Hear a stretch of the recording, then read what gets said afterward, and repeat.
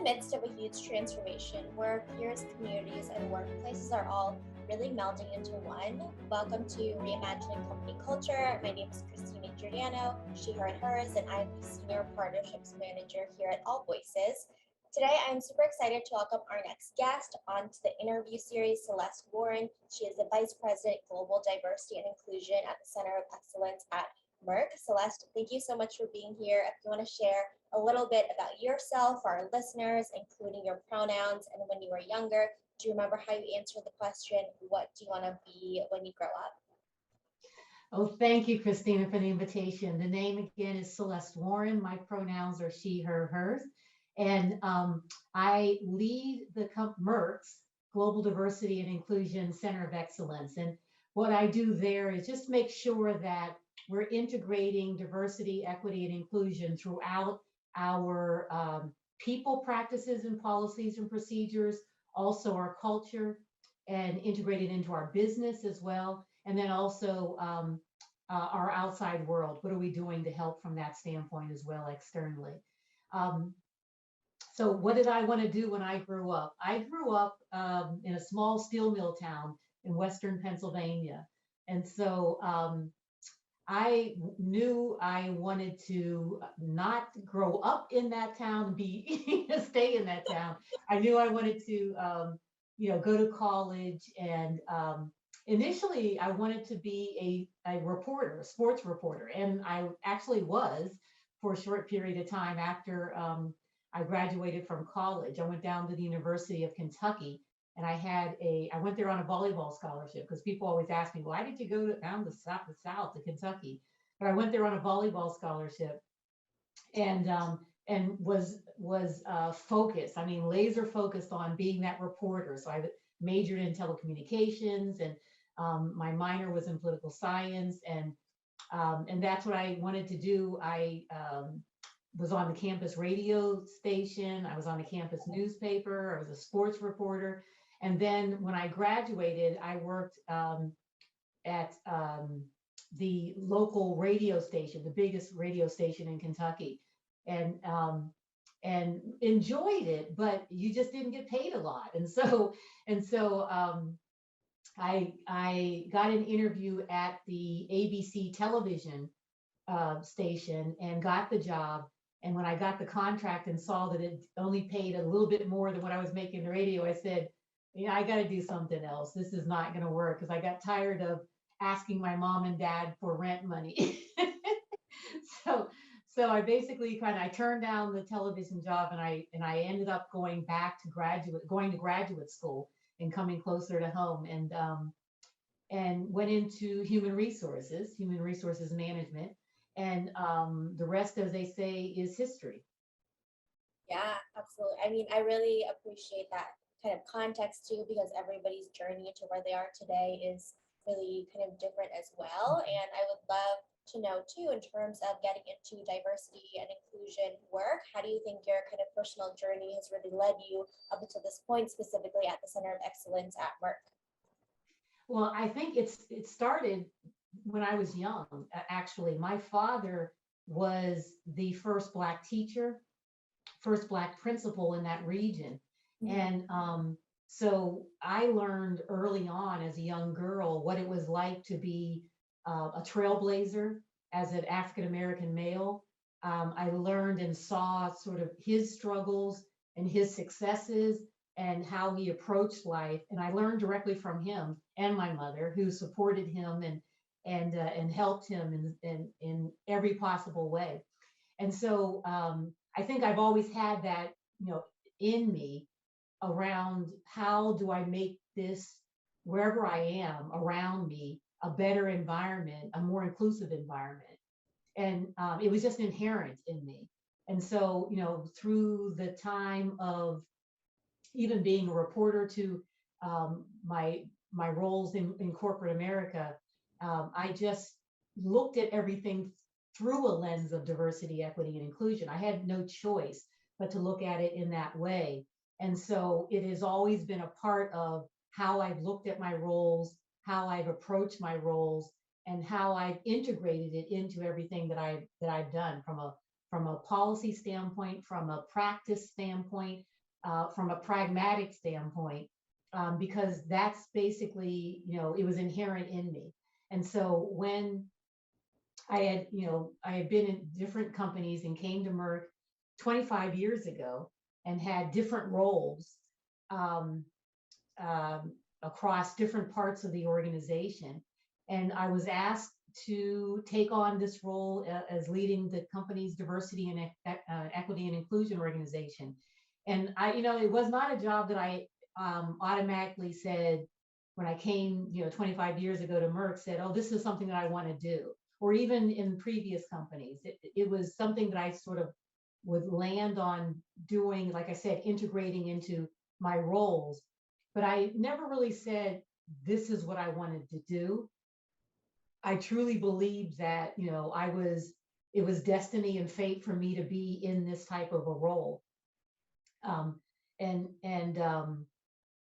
because I'm very passionate about it. And so anything that I'm passionate about, I want to make sure that I'm able to do it at my fullest potential. And I didn't want to be in a place where I was going to be held back or not being able to do the role as I wanted to do with the support that I needed. And so that's one of the reasons why I kind of was like shying away about, I don't know if this is something I really want to do. And when I stepped into the role, I had the full support of the then CEO, Ken Frazier, and the then CHRO, Miriam Raddick-Weir. And that has also translated into their successors, Steve Mizell on the HR side and Rob Davis on the CEO side. And just basically knowing that I have that support, knowing that I have that foundation of support, because the things that we have to do are not easy. Right. We're talking about change management, right? And being able to mobilize the organization to really embrace and understand the importance of diversity, equity, and inclusion. And not everybody believes as I believe. I know that. I'm not naive enough to know that. Our companies are a microcosm of the world, right? And so we need to make sure that we're able to approach the role with not with rose-colored glasses, that everything is Oz, the Wizard of Oz. I mean, but we need to make sure that we are approaching it in a way where we can meet people where they are and whatever their beliefs are, and try to bring them forward. And if we can't bring them forward, then we have to fundamentally agree to disagree and leave it at that. Absolutely. And when we're talking about kind of integrating diversity, equity, and inclusion into processes, into kind of the community, kind of mobilizing folks as well within the organization, I definitely agree with you that work, I think we spend a third of our lives working, and the workplace, whether it's virtual, hybrid, or in person, is a microcosm of society. We're talking about, it's in the title too, this kind of company culture, very dynamic, the workplace that we're in, our teams. I would love to know from your perspective, especially as a leader kind of within the organization, thinking about this inclusion piece, what are kind of qualitative and quantitative ways we can really measure company culture? Yeah, that is something that a lot of people over the years, decades, have struggled with a bit. Yeah. But I think there are several different ways that you can measure company culture. One is looking at the metrics that exist around your people. So in my space, do we have a diverse employee population? Does it mirror the patient base that we serve? And so in other industries, does it mirror your customer base, right?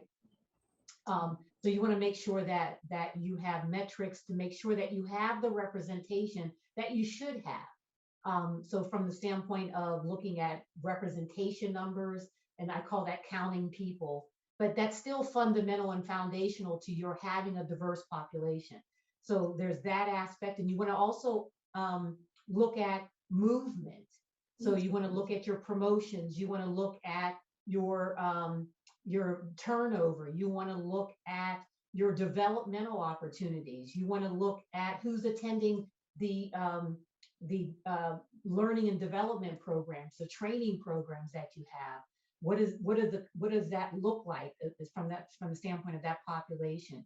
So you want to look at those aspects, and then you want to look at the qualitative side too.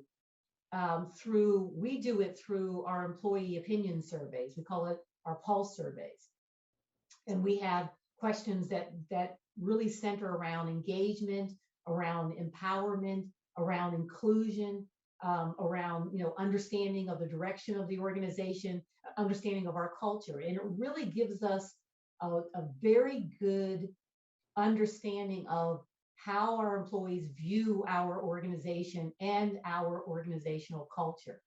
So that is really, really important. And not just looking at it generally, but taking the information and we look at it, we cut the data, we cut it through gender. So we look at how does the male population versus the female population, how do they view our culture? And is there a big difference in the scores and the feedback that we got from women versus men and how they're viewing it?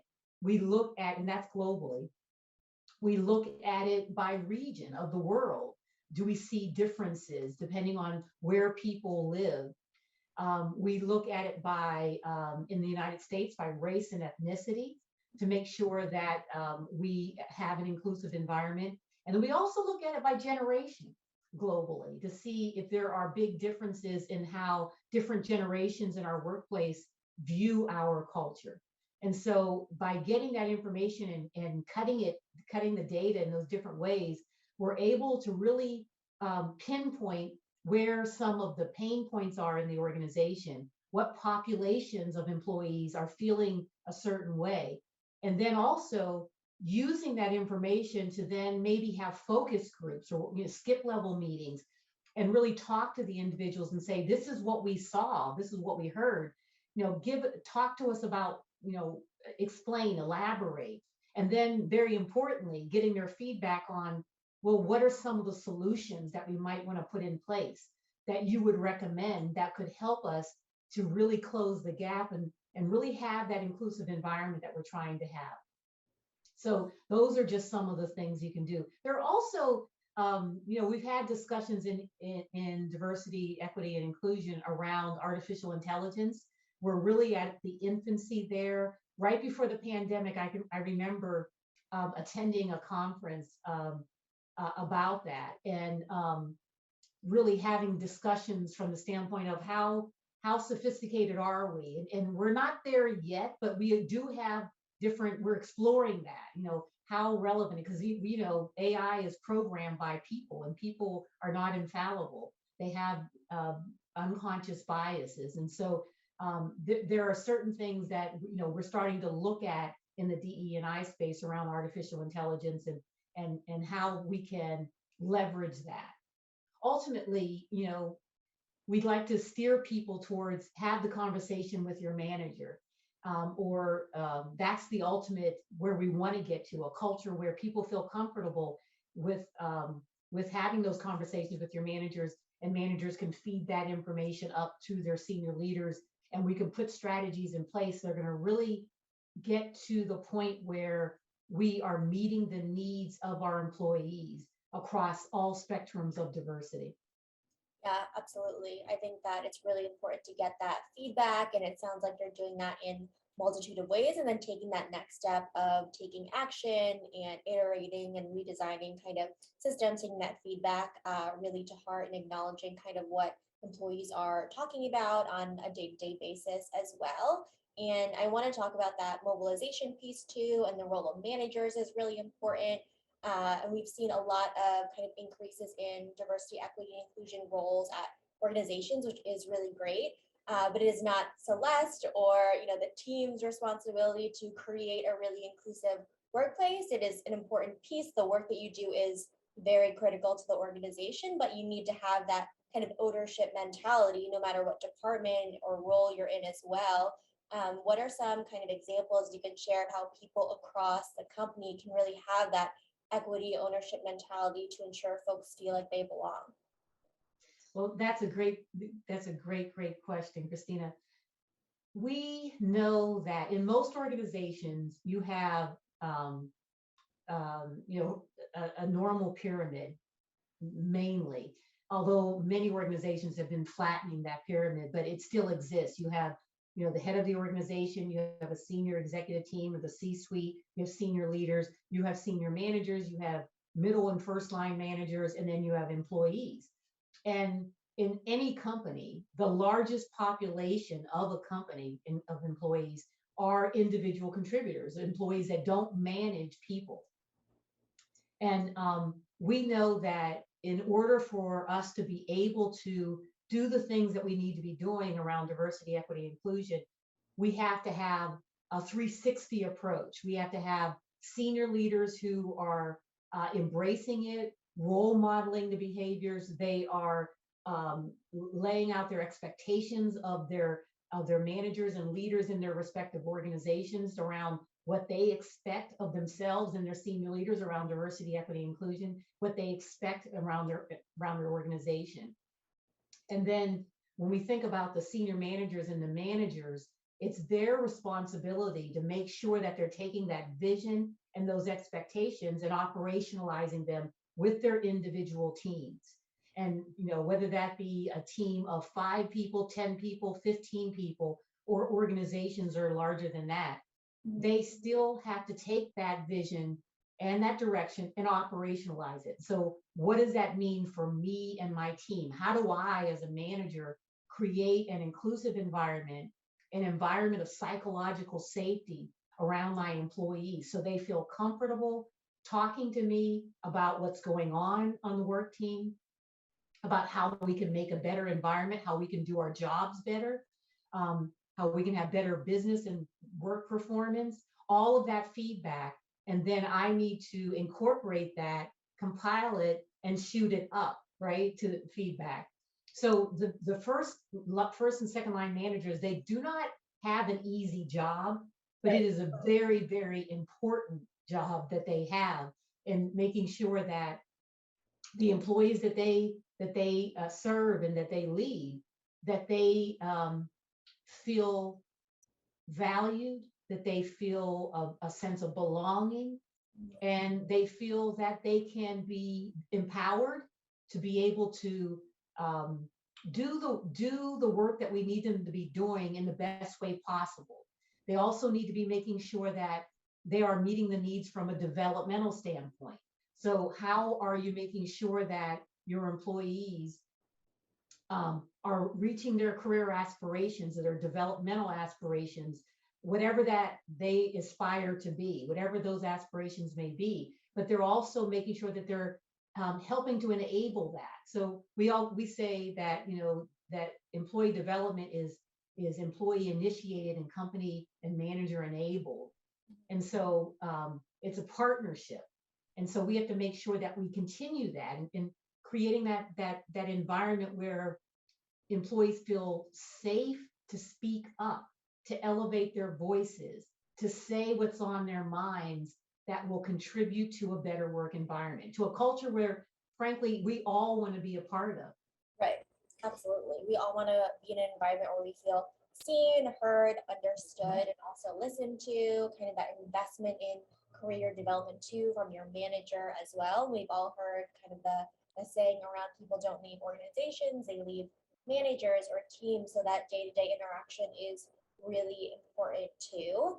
And we know that inclusion and belonging, it's related to career development, internal mobility. It's not just a kind of siloed work effort as well. And the role of managers, again, is so important. I know you shared that this is something that you are really passionate about, and in kind of prep for our interview, I was kind of looking at some other work you've done out into the internet ecosystem, and I saw a quote that kind of struck me, and I want to ask your kind of to expand on it as well in terms of your work with the Workforce Executive Council. I want to make sure I get it right. I believe the quote is, "We must be unapologetic in our approach to diversity, equity, and inclusion in our respective workplaces.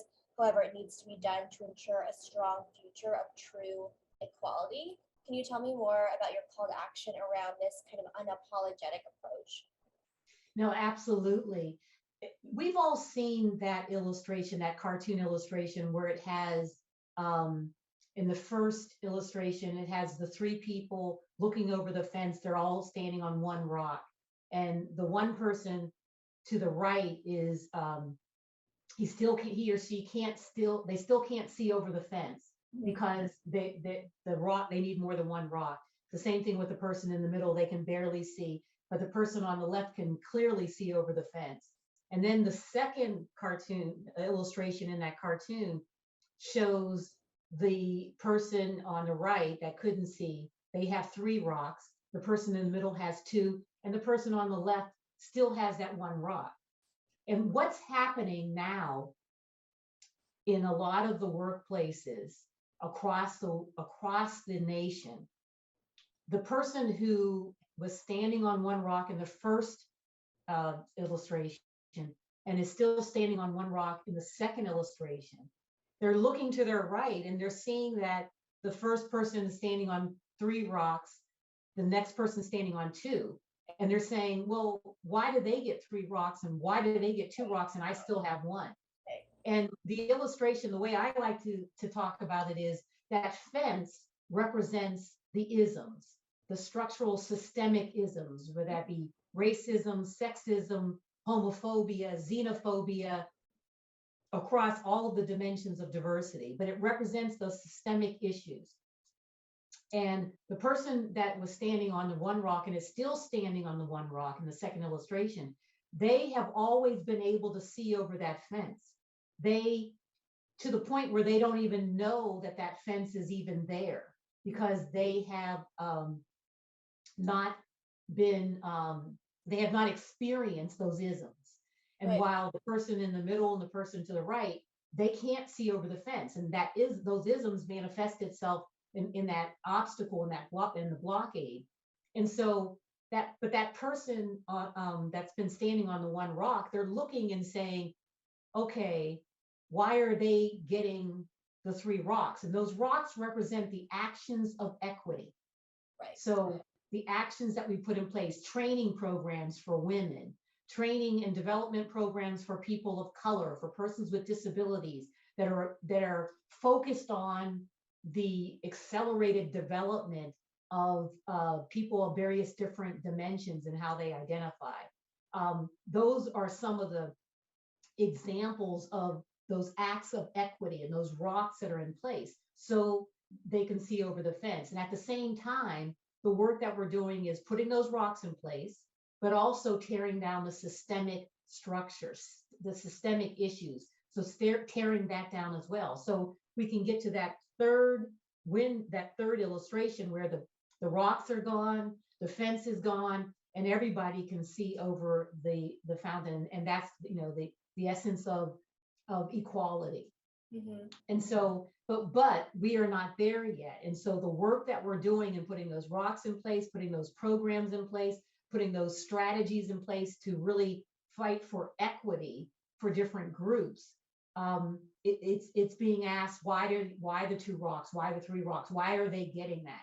And that's the reality that we're in right now. And so when I say unapologetically, we have to just do the work that we have to do in putting those rocks in place and tearing down the fence. But we also need to explain to the person who's been standing on the one rock in the first illustration and also in the second illustration, explain to them that that fence is there. Explain to them how it manifests itself. Help them to understand why the two rocks and the three rocks are needed while we fight to eliminate those systemic barriers. And that's the work that we need to be doing. And so we have to be unapologetic. We shouldn't be apologizing for having to do that work because it's necessary, it's needed, and it's mandatory that we do it if we are going to get to the third illustration where everyone can see over the fence, regardless of what they look like, regardless of how they identify, but everyone can see. And we don't need the acts of equity because everyone can see. Everyone, the fence is gone. And we're able to be ourselves no matter what that looks like in the workplace. And so that's what we're striving for. And it's going to take hard work. It's going to take a strong spirit. Yeah. And it's not for those that are faint at heart. That's definitely the case. And so all of us have to play that role, not just a few people, but everybody has to play that role. And I always get that expression that, they'll say, "Oh, Celeste, aren't you talking? You're talking about boiling the ocean." And I always say, no, no, I'm not talking about that. What I want you to do is just boil the 2 or 3 or 4 people near you, because if you can do that, Yeah. then the ocean will boil. And so, that's kind of how you do it. Instead of people feeling overwhelmed, we don't want them to feel overwhelmed. We want them to be able to change those things that they can change. And everybody can change 1 or 2 things around them. Absolutely. I think that's so important to highlight that there are systemic changes that need to happen. We need to take those equity actions to kind of tear down that fence as well. And then you have the individual onus of there are things that you can start doing tomorrow, no matter what kind of role you have at the organization too, to kind of be more inclusive, change those behaviors, mitigate your own kind of conscious or unconscious biases as well. And all of these actions bubble up to the change transformation, the change management that we were talking about earlier as well. And I want to ask in terms of, I feel like this question always kind of comes up when we're talking about diversity, equity, inclusion. How do you know that you are doing a great job? What is your philosophy around measuring diversity, equity, and inclusion initiatives and strategies, knowing that, we're not looking to check a box here or provide vanity metrics, but also we know that what gets measured gets funded, and it's important to see what's working and what's not. No, that's a great question. A colleague of mine said something at a meeting the other day. He said, accountability is the ability to count. And I laughed when he said it, but it's very, very true. If we want to drive accountability throughout the organization to get the outcomes that we want to see when it comes to diversity, equity, and inclusion, then we have to put some measurements in place, and we have to hold people accountable for those measurements, for those actions and those outcomes. So that's one way to do it. Basically, holding people accountable through objectives, priorities, making sure that people have an objective or a priority that they set at the beginning of the year, that around diversity, equity, inclusion. What can I do? What is that action that I can take to boil those 1 or 2, 3 things around? Even if it's, I'm going to develop my own diversity and inclusion capabilities, educate myself. I'm going to, join an employee resource group. If I'm a senior leader, like, how am I going to do that? So having an objective around that is important. Having the metrics and the measurements in place, the ones that I was talking about earlier, is important as well. You also talked about funding and making sure that we're resourcing financially those diversity, equity, and inclusion initiatives that need to be in place, those rocks, those programs, those policies, those procedures, those practices that need to be in place so we can really mobilize the organization. But a tool that I find very, very valuable is the employee opinion surveys. And really going out and asking the people what they think. Whether we do that internally within our organization or also participating in external benchmarking surveys. So we participate in different benchmarking surveys where we can benchmark ourselves against other companies and see where our gaps are as a company, and put it so we can put actions in place to really close those gaps. So benchmarking, I think, is really, really critical. Benchmarking externally, and then also the surveys of our employees, so we can find out what's going on. And as I said earlier, cutting the data so we can see if there are any differences in the different ways that the majority feel versus the minority feel in different dimensions of diversity. Yeah, absolutely. Asking how people are kind of feeling in a multitude of different ways, keeping a pulse on what's happening is really important. It really informs future decisions and strategies. Can you share any kind of example of how employee feedback has inspired a change in a policy, strategy, or initiative at Merck? Oh, absolutely. Let me see. Well, I'll start with my friends in the one of our employee resource groups, the Next Gen Network, and that's one of our resource groups that really focuses on um, the generation Y and Z, but also the integration of the generations in the workplace as well. But a few years back, during an employee town hall, one of our CEO's town halls, during the Q&A portion, one of the members stood up and said, really, I think that we need to really look at the company's education reimbursement strategy Okay. policy, because as a person, they were new to the company. Um, I really value development. And I know my colleagues do too.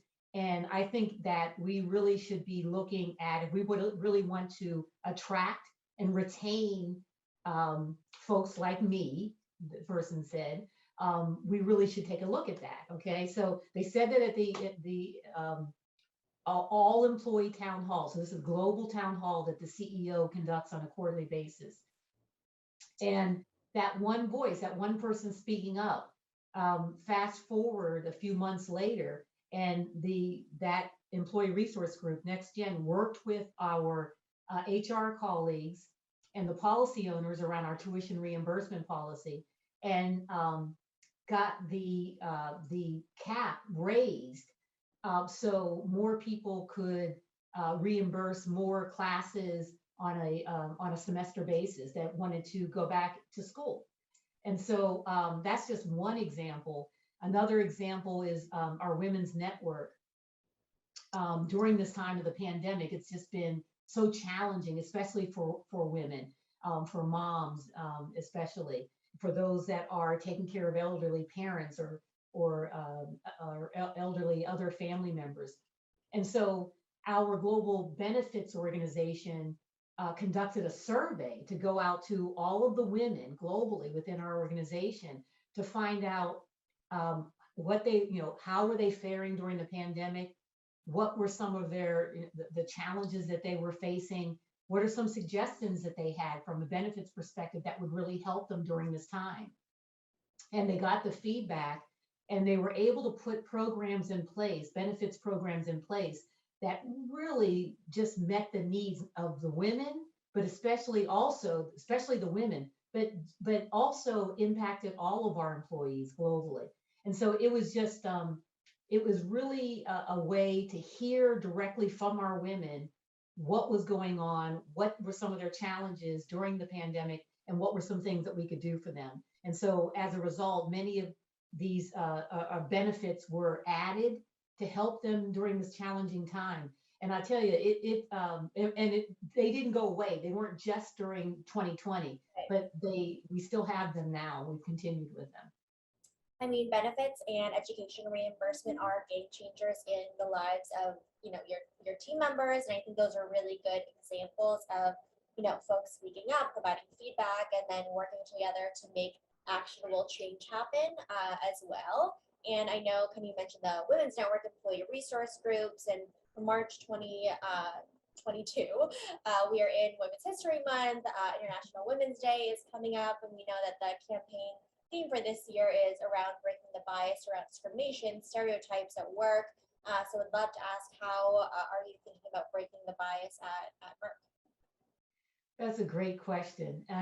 So I mentioned one around the Women's Network, but speaking more generally as well, we know that this pandemic has just been just a crazy time.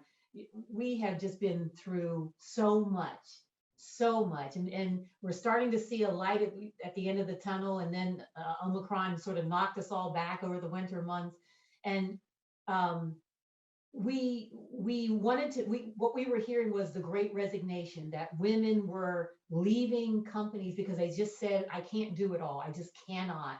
And they were leaving organizations in alarming rates.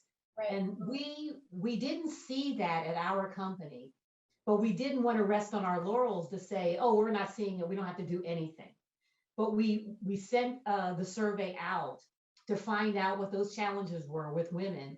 And as I said, got the feedback back, and it helped us from a global benefit standpoint. It also helped us to understand what some of the challenges were, and so we could have conversations about that as well with the women within our organization.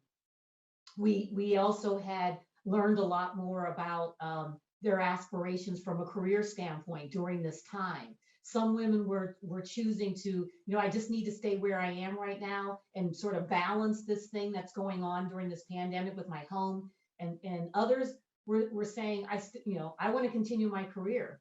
Right. And especially during the hybrid, when we were inviting people back to the workplace last year, and some were saying, okay, well, if I decide that I'm going to stay virtual most of the time, what is that going to do? Is there going to be this proximity bias or this distance bias? Right. And only the people that are doing that FaceTime with the boss are the ones that are going to get the better ratings and the better opportunities.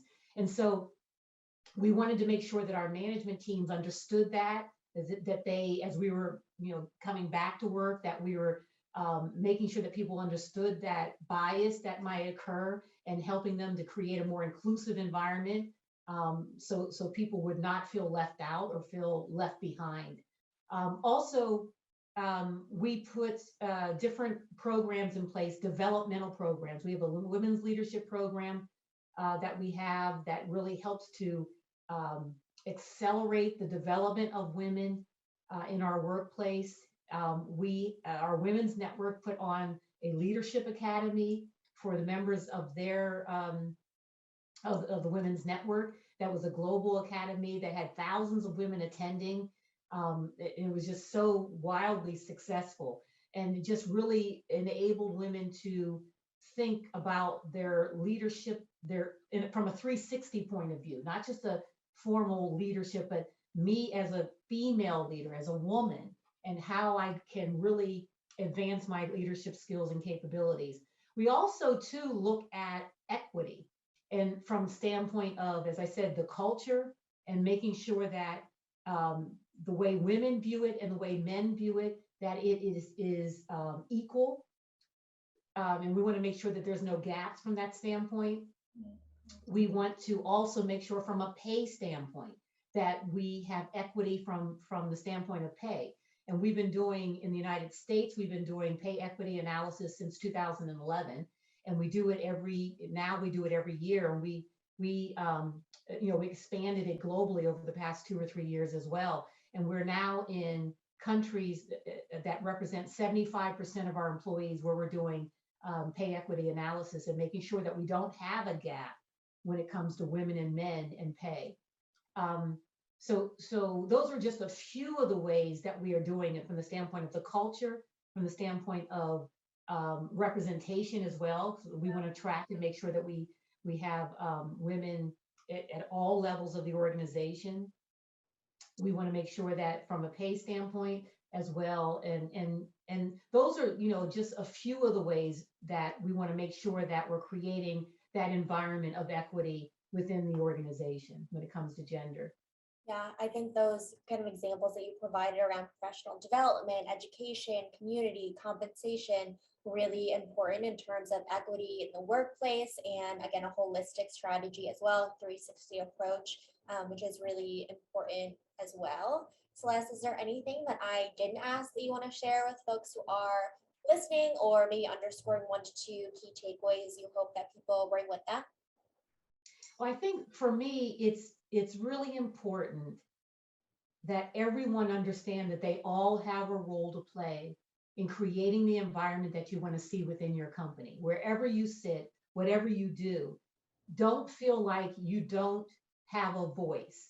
We want everybody to feel like they have a voice, that they can elevate their voice, because that one voice can make a difference. And so if you feel though that you can't speak up, that you can't elevate your voice, then talk to someone, talk to a mentor, talk to a colleague, talk to a peer, talk to a buddy, talk to someone about that. And then think about how you can create that environment around you where you have a safe space to be able to speak up and elevate your voice in whatever way that you can. I think that is a great call to action to cap up our conversation. Celeste, thank you so much for being on Reimagining Company Culture this afternoon. I really enjoyed our conversation. Thank you, Christina. Thank you for the invitation. I enjoyed it as well. Absolutely. And as a reminder for folks who are listening, at AllVoices, we really believe in that employee feedback management as a requirement for the organization to succeed overall. Have a great rest of your afternoon, everyone.